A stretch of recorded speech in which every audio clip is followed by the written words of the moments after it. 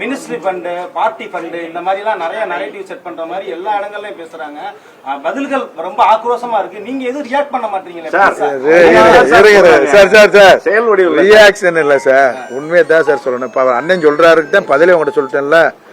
589 ஆபீஸ்ல யாரு எங்க என்னன்னு சொல்லுங்கன்னு தானே சொல்றேன். இப்ப இதை விட நான் எப்படி சொல்ல முடியும்? அதோட இப்ப நீங்க அதை எங்க நண்பர்கள் பூரா அது இன்னைக்கு மீடியாக்கள்ல பெரிய லெவல்ல போகுது.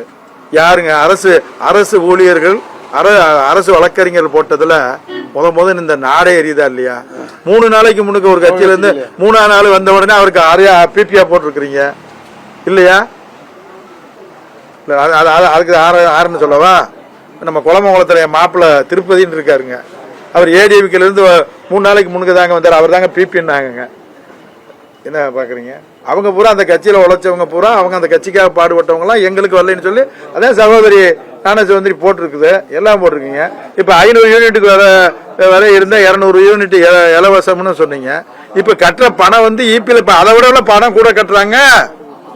நீங்க தானே மக்கள்கிட்ட சொல்லணும். நாங்க இப்ப நீங்க வந்து அவர் சொல்றாரு எங்களுக்கு வந்து ஓட்டளிக்காது, மக்கள் என்ன முடிவுல இருந்து அளிக்கிறேன்றது நாங்க ஏத்துக்கிறோம். நாங்க வெற்றியும் பார்த்திருக்கோம், தோல்வியும் பார்த்திருக்கோம்.